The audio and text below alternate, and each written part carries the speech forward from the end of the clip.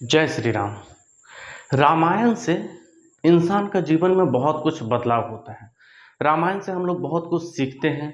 रामायण से हम लोग बहुत कुछ समझते हैं। जीवन में बहुत सारा ऐसा समय आता है, बहुत सारा ऐसा प्रॉब्लम आता है जो कि हम लोग रामायण के अनुसार, रामायण को ध्यान में रखते हुए उस चीज़ को ठीक करते हैं।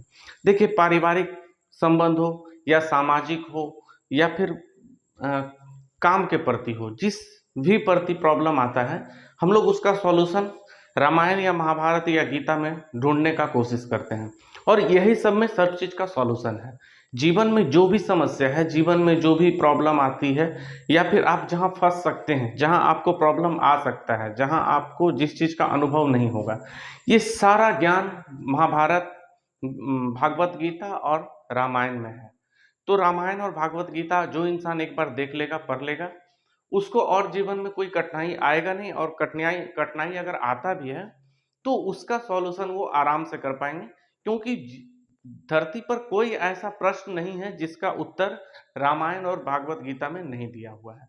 हर चीज का उत्तर उसमें दिया हुआ है। आपको दुनिया का हर चीज का, हर प्रश्न का उत्तर आपको रामायण और भागवत गीता में मिल जाएगा। तो अभी मान लीजिए भारत का संविधान आ गया, अभी कुछ वर्षों से हमारा देश का संविधान आया, लेकिन पहले जो है, संविधान आने से पहले हमारा समाज, हमारे देश कैसे चलता था, दुनिया कैसे चलता था, लोग जीवन में कैसे कोई भी डिसीजन लेते थे, कोई काम करते थे, क्या कैसे करते थे, जब राजा लोगों का समय था, तो उस समय हम लोगों का जो भी सिस्टम था, जो भी चलाने का तरीका था, राजपाट, हर चीज रामायण और भागवत गीता के अनुसार ही चलता था। तो रामायण से भी हम लोग बहुत कुछ सीखे हैं। देश दुनिया में कैसे जीना है, कैसे रहना है, किन से बचना है, किन के साथ झगड़ा करना है, अहंकार करना सही होगा या नहीं, पैसा का लोभ लालच करना सही होगा या नहीं, ये हर चीज हम लोग रामायण से सीखते हैं। तो आ जाइए, रामायण को हम लोग अच्छी तरह से समझने का कोशिश करते हैं शॉर्ट में। रामायण से हम लोग पहला चीज क्या सीखते हैं कि आपके पास सब कुछ है लेकिन कुछ भी नहीं है। एक इंसान के पास हर चीज है, सुख सुविधा, पैसा, आराम, रहना, सोना, खाना पीना, घूमना फिरना, गाड़ी घोड़ा, घर द्वार, महल बंगला, हर चीज एक इंसान के पास है और कुछ नहीं है। दोनों का मकसद, मतलब आइए हम लोग समझते हैं। जैसे देख लीजिए, श्री राम प्रभु के पास क्या दुख था, हर सुख था। वो एक राजा का पुत्र थे और बहुत बड़े राजा का पुत्र थे, दशरथ के। तो उनके पास हर सुख सुविधा, आराम था, हर चीज था, लेकिन फिर भी उनको वनवास भुगतना पड़ा। उनको 14 वर्ष वनवास में बिताना पड़ा। तो इनका सब कुछ रहने का बाद भी उनको कुछ नहीं मिला। श्री राम जी को हर चीज है, हर सुख सुविधा है, लेकिन एक साधु का भेष में एक चप्पल तक नहीं पहन सकते हैं। ऐसे हालत में कांटों में चलना, दुख भुगतना, या फिर देश माने जो भी संकट, जो भी परेशानियां आएगी, रावण से लड़ना, जीव जंतु, बहुत सारा परेशानी। आप जंगल में जीवन यापन करने का मतलब समझ सकते हैं कि एक इंसान के साथ कितना परेशानी आ सकता है। तो जब श्री राम जी मनुष्य के रूप में आए थे, तो श्री राम के नाम से ही आए थे, वो तो श्री विष्णु जी का अवतार है। तो जंगल में कैसे रहे होंगे, साथ में सीता माता थी। एक स्त्री के साथ जंगल में रहना कितना कठिन होता है, जबकि रावण का राज है। वहां पर रावण लोग बदमाशी करेगा, कुछ भी करेगा, परेशान करेगा, तकलीफ देगा। ऐसे हालत में श्री राम प्रभु को अपने महलों का सारा सुख सुविधा को छोड़ करके जंगल में रहना पड़ा। तो सब कुछ हो करके कुछ नहीं है। उसके बाद हम लोग रावण का देखते हैं। रावण के पास क्या नहीं था, बल बुद्धि ज्ञान हर चीज था। सोना का लंका था और अच्छा, मैंने सेना भी अच्छा था, हर चीज से एकदम मजबूत था, किसी चीज का कमी रावण के पास नहीं था। लेकिन रावण के पास एक गलत चीज क्या था, अहंकार। रावण का अहंकार के वजह से सब कुछ होने के बाद उसके पास कुछ नहीं रहा। उनके जितने भी पुत्र थे सारे मारे गए युद्ध में। और रावण का जो महल है, बंगला है, या जो भी सुख सुविधा आराम है, एक तीर लगा और वो स्वर्ग लोक चले गए, और धरती पर उनके लिए कोई सुख सुविधा आराम नहीं रहा। तो आपके पास सब कुछ है और कुछ नहीं है। तो इसी के लिए भोग विलास के चक्कर में ज़्यादा इंसान को पड़ना नहीं चाहिए, लोभ लालच के चक्कर में ज़्यादा पड़ना नहीं चाहिए, क्योंकि आपके पास सब कुछ है और कुछ नहीं रहेगा एक समय। एक समय ऐसा आएगा कुछ भी आपके पास नहीं रहेगा, यहाँ तक कि आपका शरीर भी आपके साथ नहीं रहेगा। शरीर से आत्मा निकल के चला जाएगा। जब आपका मृत्यु होगा, जब किसी इंसान का मृत्यु होता है, तो इंसान का सोच देखिए, जीवन जी रहे हैं तो पापा है, भाई है, भतीजा है, जो भी है, कितना अच्छा रिश्ता होता है मनुष्य का एक दूसरे के साथ। लेकिन जब इंसान का मृत्यु होता है, तो आधा से 1 घंटा के अंदर उनको घर से बाहर कर दिया जाता है। ये कहा जाता है कि ये मिट्टी है।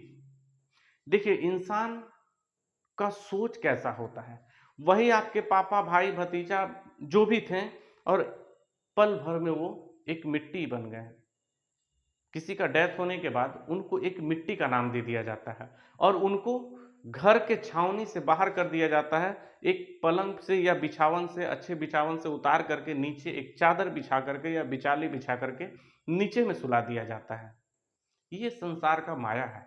यही मोह माया में लोग फंसे रहते हैं कि रिश्ता, नाता, पैसा, धन, दौलत सब कुछ नहीं है। सब कुछ है लेकिन कुछ नहीं है। आपका शरीर भी आपका साथ नहीं देगा ज़्यादा दिन, और आपको भी पता है कि आप धरती पर आए हैं तो कुछ दिन के लिए आए हैं। आप कब धरती छोड़ करके चले जाएँगे, इसका कोई माँ-बाप नहीं है, इसका कोई गारंटी नहीं है, इसका कोई समय फिक्स नहीं है कि इंसान को कब धरती छोड़ करके जाना पड़ेगा। लेकिन फिर भी इंसान लोभ लालच में जीना, झपटी, मार-पीट, लड़ाई झगड़ा ये सारा चीज़ करते हैं। तो ये सब करके कुछ नहीं मिलने वाला है। सीधा एक लाइन में समझ लीजिए कि आपके पास सब कुछ है लेकिन कुछ नहीं है। एक चीज़ हम लोग सीता जी के बारे में समझेंगे। जब सीता जी को रावण ने हरण किया था, जब सीता जी को रावण लेकर के जाने वाला था, उससे पहले ही श्री राम प्रभु को पता चल गया था कि अब सीता जी को रावण लेकर के जाएगा। तो सी उस समय लक्ष्मण जी जो हैं वो जंगल में गए थे लकड़ी काटने के लिए। भोजन बनाने के लिए लकड़ी का ज़रूरत पड़ता है जंगल में, सीता माता ही भोजन बनाती थी। तो वो लक्ष्मण जी उस समय लकड़ी काटने के लिए गए हुए थे, तो घर में अपने जो कुटिया जो बनाए हुए थे जंगल में, वहाँ पर सीता जी और श्री राम प्रभु दोनों बातचीत कर रहे थे कि हम लोगों को अब एक ऐसा लीला रचना पड़ेगा जिसमें बहुत कठिनाइयाँ आएगी, बहुत तकलीफ़ें आएगी, लेकिन जीत हमारा ही होगा। मतलब भगवान है तो भगवान को कौन हरा सकता है इस दुनिया में? भगवान का ही तो रचा हुआ सृष्टि है, भगवान का ही रचा हुआ हर चीज़ है। हम अगर कुछ बोलते हैं तो भगवान के इशारे पे बोलते हैं, हम कुछ करते हैं तो भगवान के इशारे पे करते हैं। अपने हाथ में किसी का कुछ नहीं है, प्रभु जो चाहते हैं वही करवाते हैं। तो दोनों लोग बात किए थे सीता माता और श्री राम प्रभु कि अब हम लोगों को एक ऐसा लीला करना है जिससे बहुत सारी परेशानियां आएंगी और हम लोगों को उसका सामना करना पड़ेगा, और धरती पर एक अच्छा उदाहरण दे करके हम लोगों को जाना है, जिसके लिए हम लोगों का धरती पर जन्म हुआ है। पृथ्वी पर श्री राम प्रभु और सीता जी का, सीता जी तो माता लक्ष्मी का अवतार है, तो इन लोगों का जो जन्म हुआ था वो जिसके लिए हुआ था, अब वो समय आ गया था। तो श्री राम प्रभु बोले कि देखिए तुमको तो आपको तो रावण लेकर के जाएगा, सीता माता को रावण लेकर के रावण हरण करने वाला था, रावण लेकर के जाने वाला था। तो श्री राम प्रभु क्या किए ना कि अग्निदेव को बुलाएं और सीता माता को अग्निदेव को सौंप दिए।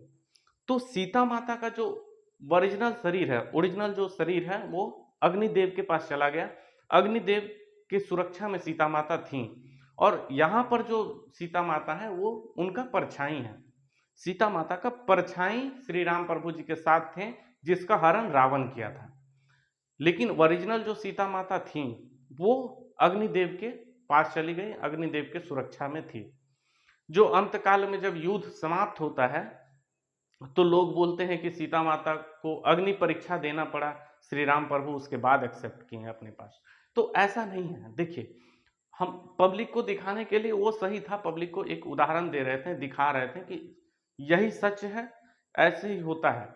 तो स्त्री को कभी सताया ना जाए, स्त्री को कभी परेशान ना किया जाए, इसलिए भी एक तरह से ये बात है कि पब्लिकली नहीं हुआ था। वो बात बहुत बाद में लक्ष्मण जी को बताया गया था, जब लक्ष्मण जी को लगा कि अब श्री राम प्रभु माता जी का, सीता माता का परीक्षा लेंगे, उसके बाद ही अपने पास उनको एक्सेप्ट करेंगे। तो वो गुस्सा हो गए, तो मजबूरन उनको वो कहानी सारा बताना पड़ा कि ऐसा ऐसा कहानी है, हम लोग सीता माता को अग्निदेव के हाथ में सौंप करके रखे हुए हैं।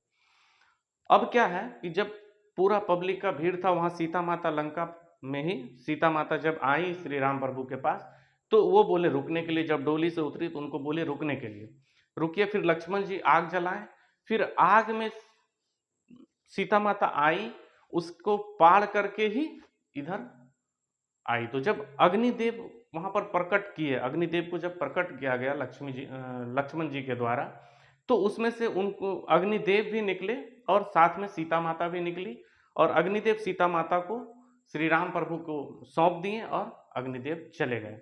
तो वहां पर लोगों को लगा कि सीता माता को अग्नि परीक्षा दे करके आना पड़ा, क्योंकि श्री राम प्रभु को विश्वास नहीं था। ऐसा नहीं है, श्री राम प्रभु अग्निदेव के पास ही सीता माता को रखे थे, और इसी के लिए उनको अग्नि से निकाला गया था। आग के अग्निदेव के से सीता माता को मांगे थे श्री राम प्रभु, ऐसा कुछ नहीं कि उनको अग्नि परीक्षा दे करके आना पड़ा, क्योंकि वो तो भगवान है, उनको हर चीज दिख रहा है, उनको दुनिया में क्या हो रहा नहीं हो रहा हर चीज पता है, उनके इशारे पे हो रहा, तो उनको कौन गलत ठहरा सकता है। देखिए, अगर भाई हो ना तो लक्ष्मण का जैसा हो, अगर भाई हो तो लक्ष्मण का जैसा हो, जो अपना हर सुख सुविधा को त्याग करके अपना भैया का साथ, अपने बड़े भाई का साथ, बड़े भाई का जो भी दुख था, देखिए वन में जाना लक्ष्मण जी का नहीं था, वन में जाने का था श्री राम प्रभु का। यही कौशल, वो क्या नाम था उनकी जो छोटी माता है, वो यही मांगी थी कि श्री राम को वन में जाएगा, श्री राम को कोई सुख सुविधा नहीं दिया जाएगा, 14 वर्ष के लिए उनका वनवास है। तो 14 वर्ष का वनवास जो था वो श्री राम प्रभु का था, सीता माता का नहीं था और लक्ष्मण जी का नहीं था। तो लक्ष्मण जी जो गए हैं वो अपने भाई का सेवा करने के लिए गए, अपने भाई का साथ उनका परछाई बन करके खड़ा थे, और खुद नहीं सो करके अब रात भर जग करके, रात को श्री राम प्रभु जब सोते थे तो लक्ष्मण जी जग करके उनका सेवा करते थे, उनका रक्षा करते थे, भैया भाभी का रक्षा करते थे, और हमेशा उनका सेवा किए हैं। जो हुआ जितना हुआ उनका हमेशा बात माने हैं, हमेशा माने अपने आप को कभी लक्ष्मण जी बड़ा समझने का कोशिश नहीं किए हैं, और श्री राम प्रभु जो भी आदेश दिए हैं, जैसे दिए हैं, उनका आदेश को माने और उनका आज्ञा का पालन किए हैं। तो भाई हो तो लक्ष्मण का जैसा, और दूसरा भाई हो तो भरत का जैसा।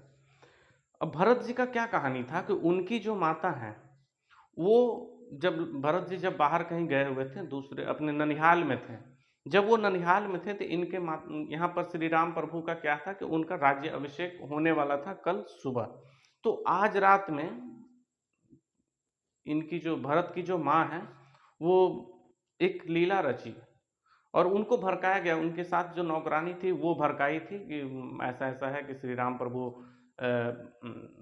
का राज्य अभिषेक होने वाला है, वो राजा बनने वाला है, तुम्हारा बेटा राजा नहीं बनेगा, ये सारा चीज बोल दी। तो वो भी, उनकी भरत की जो माता है, वो भी थोड़ा सा टेंशन में आ गई कि हाँ यार, अब तो अगर मेरा बेटा राजा नहीं बनेगा तो मुझे तो नौकरानी बन करके रहना पड़ेगा। लेकिन ऐसा नहीं था, श्री राम प्रभु अपने माता से पहले उनके पास ही जाते थे, उनका ही पैर छूते थे, उनका ही आशीर्वाद लेते थे। अपने माता कौशल्या माता से ज्यादा वो अपने वो भरत के माता को मानते थे, भरत के माता श्री को सबसे अधिक मानते थे।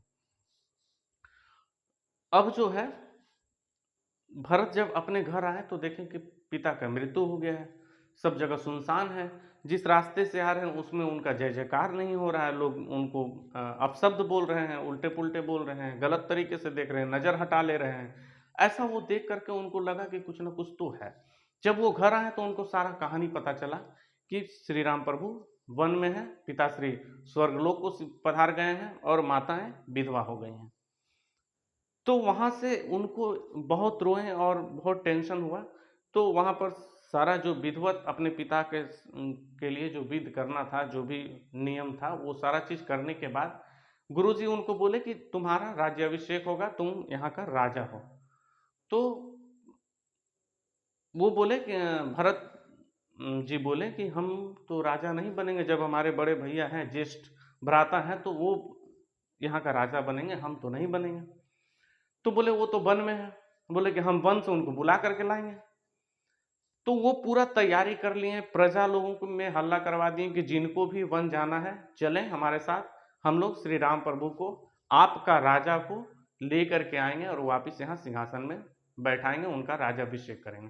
तो राज्य अभिषेक का सारा सामग्री को लेकर के रथ में माता श्री को लेकर के, गुरु जी को लेकर के, प्रजाजनों को लेकर के भरत जी वन को चले गए। वन को गए तो उनका मित्र मिले रास्ते में, उनके साथ भी जाते जाते जाते वो अंतकाल उनके पास श्री राम प्रभु के पास पहुंचे। पहुंचने के बाद वहां पर बहुत सारी बातें हुई। बात होने के बाद अंतकाल ये फैसला हुआ कि 14 वर्ष तक भरत वहां पर राज्य करेंगे। 14 वर्ष तक उनके अंदर में रहेगा राज्य, 14 वर्ष तक राजा भरत रहेंगे। और 14 वर्ष के बाद जब श्री राम प्रभु का वन का सब खत्म हो जाएगा जो उनको दिया गया है, उसके बाद वो आएंगे तो वो राजा बन जाएंगे। तो भरत उस बात को मान लिए, क्योंकि वहां बहुत सारा बात हुआ था जिसकी वजह से उनको मानना पड़ा, उनका भी मजबूरी था, लेकिन उनका मन नहीं था। तो भरत क्या किए कि उनका चरण का जो एक होता है, उनका जो काठ का एक चप्पल होता है, क्या बोलते हैं उसको, तो उसको उनका पैर से छुआ करके उसको अपने माथे पर लेकर के वो वहां से चल दिए और आ करके जहां राजा बैठेंगे उस कुर्सी पर रख करके उनके आशीर्वाद से ही वो राजपाट में काम करते थे। लेकिन वो राज्य का कोई शौक नहीं, जो भी मैंने सुख सुविधा था, भरत जी कुछ नहीं लिए। वो भी अपने महल से थोड़ा सा दूर जा करके वहां एक कुटिया बनाए और जहां पर श्री राम प्रभु जितना धरती पर सो रहे हैं तो धरती से थोड़ा नीचे गड्ढा खोद करके उस गड्ढे में भरत सोए, और वो भी साधु का वेश में, वो भी सारा सुख सुविधा को त्याग दिए भाई के लिए। तो ये होता है भाई का प्यार, ये होता है लोभ लालच को छोड़ करके। धन दौलत से प्यार न श्री राम प्रभु को था, धन दौलत से प्यार न लक्ष्मण को था। दोनों धन दौलत को ठुकरा दिए, राजपाट को ठुकरा दिए, क्योंकि दोनों को पता है कि ये हमारा नहीं है। और सच तो यही है कि धन दौलत सुख सुविधा वो आपका नहीं है, वो आप जब तक है, और कौन सा समय, कौन सा घंटा, कौन सा मिनट, कौन सा सेकंड, कौन सा दिन, कौन सा सप्ताह, कौन सा महीना, कौन सा वर्ष आपके लिए अंत होगा, ये आपको भी नहीं पता है। तो इसीलिए लोभ लालच ये सब करके कोई फायदा नहीं है, कुछ नहीं मिलेगा आपको। किस समय आपको छोड़ करके सब सुख सुविधा को जाना पड़ेगा, ये कोई नहीं जानता है। एक पुत्र हो तो श्री राम का जैसा, पुत्र हो तो श्री राम का जैसा, जो अपने पिता का वचन को खाली ना जाने दें। बाद में दशरथ जी बोल भी रहे थे कि चलो हमारा वचन है, हमने कहा है, हमारा वचन झूठा हो जाए, तुम घर छोड़ करके मत जाओ, तुम वन में मत जाओ। ऐसा दशरथ जी श्री राम प्रभु को समझाने का बहुत प्रयास किए, लेकिन श्री राम प्रभु बोले कि आपका सम्मान पूरा दुनिया में है, आपका सम्मान एक अलग सम्मान है, आपका पहचान एक अलग पहचान है। तो पुत्र होने के नाते हमारा फर्ज है कि हम आपका सम्मान को बचा के रखें, आपका मान मर्यादा को बचा के रखें। इसके लिए श्री राम प्रभु वन में चले गए, अपने पिता का बात को वहां पर नहीं माने, क्योंकि उनका सुख सुविधा से ज्यादा उनको अपने पिता का अपमान का चिंता था, कि उनका मान सम्मान देश समाज में इतना अच्छा है कि वो उसको बर्बाद नहीं करना चाहते थे, उसको बेकार नहीं जाने देने वाले थे, क्योंकि वो अपना पूरा जीवन अपना मान सम्मान हर चीज के लिए बचा करके रखें। और अंत काल में श्री राम प्रभु के वजह से अगर उनका मान सम्मान में ठेस पहुंचे तो वो श्री राम प्रभु को अच्छा नहीं लगा।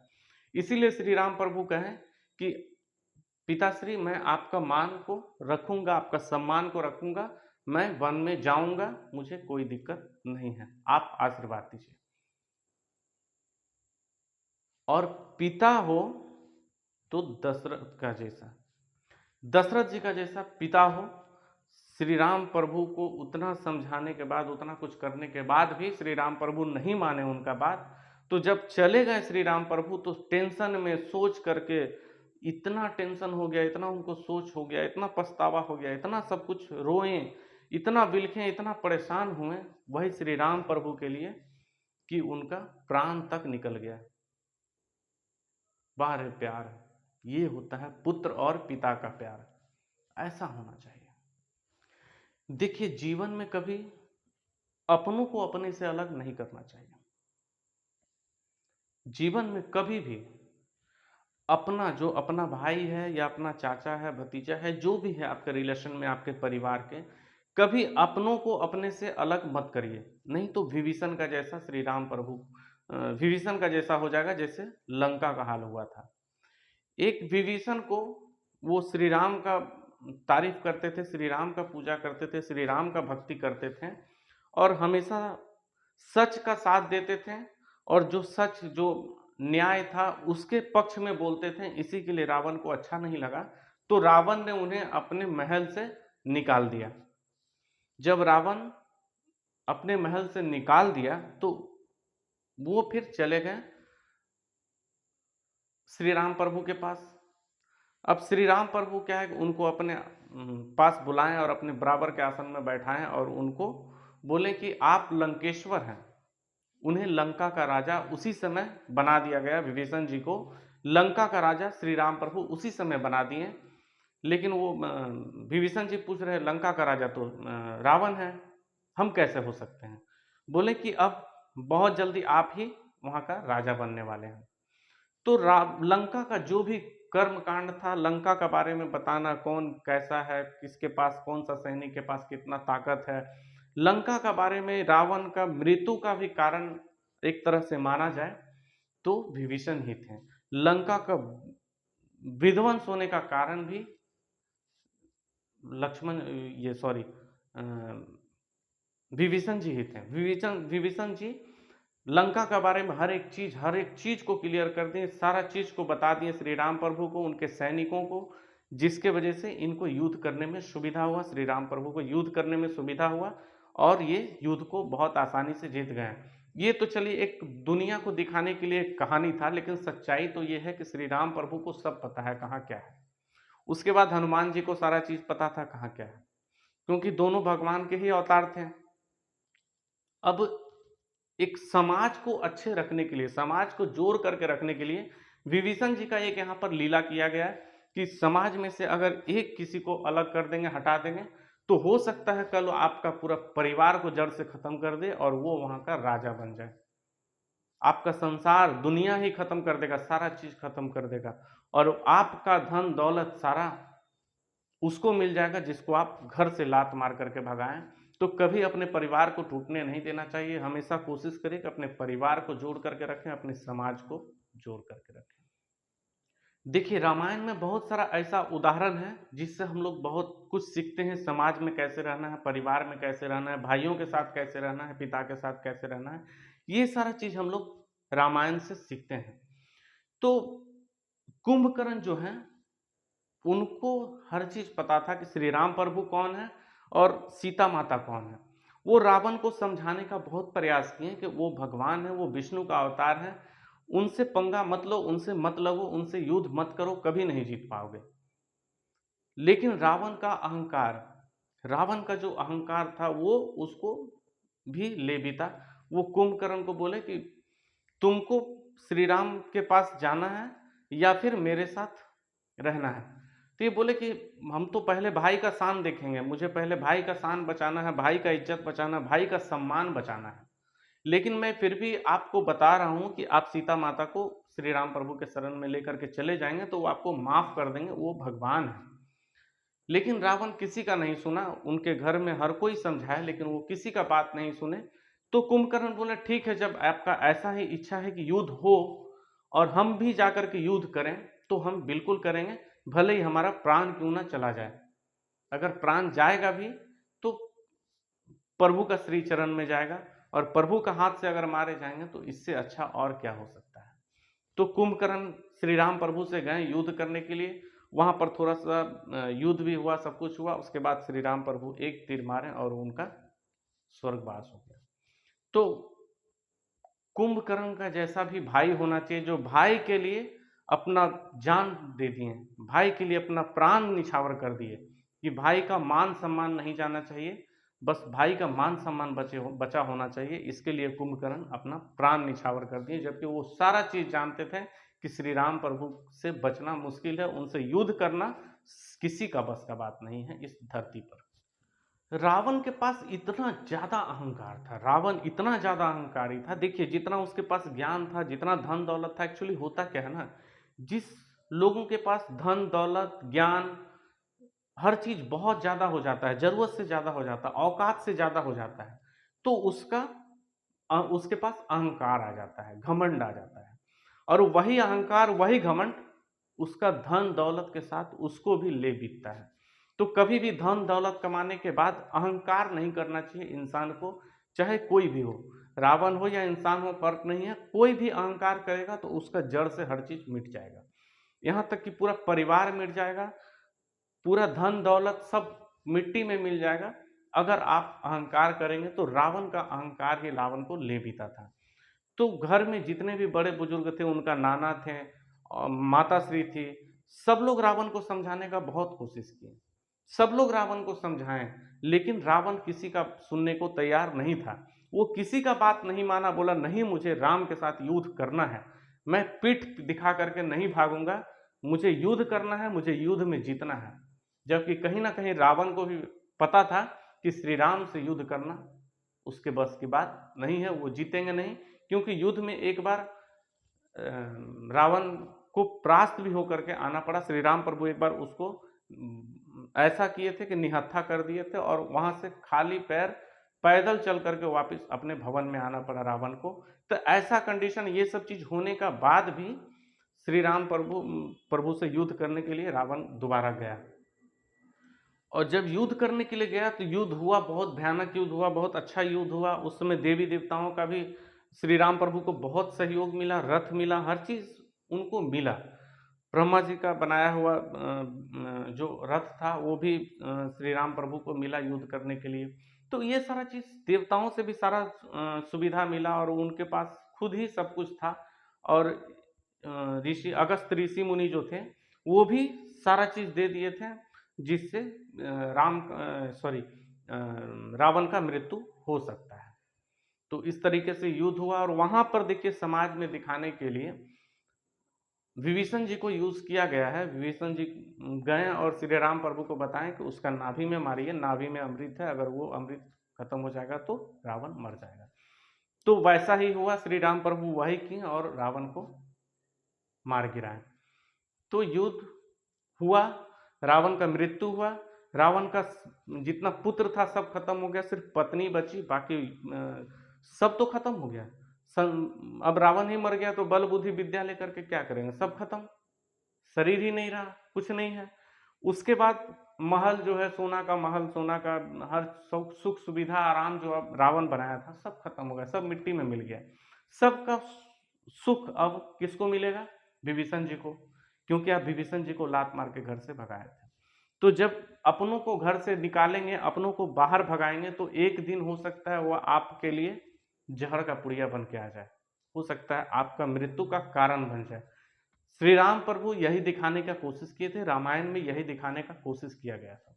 और रामायण का मेन एक ही चीज कहना है कि अहंकार, आपके पास कितना भी धन दौलत हो जाए, कितना भी धन संपत्ति हो जाए, बल बुद्धि हो जाए, लेकिन कभी अहंकार नहीं करना चाहिए। अहंकार जिस दिन आपके पास आएगा, जिस इंसान के पास अहंकार आ गया, वही अहंकार इंसान को ले डूबता है, वही अहंकार आपको बर्बाद कर देगा, वही अहंकार आपको ले बीतेगा। आपके पास कुछ नहीं रह जाएगा, आप निहत्था हो जाएंगे, खाली हो जाएंगे, धन दौलत सुख संपत्ति हर चीज आपके हाथ से छिना जाएगा। आप आंख के सामने सब देखते रहेंगे, आपका आंख का सामने सब बर्बाद हो जाएगा, सब खत्म हो जाएगा आपके अहंकार के वजह से। तो एक चीज तो रामायण के अनुसार मैं आपको कहना चाहूंगा कि जीवन में कभी अहंकार मत करिए, जीवन में कभी लोभ लालच मत करिए, जीवन में कभी मोह माया का चक्कर में ज्यादा मत फंसिए। तो इतना पर ही रामायण को खत्म करते हैं, बाकी और भी दूसरा वीडियो में हम बता देंगे। तो आज के लिए जय श्री राम।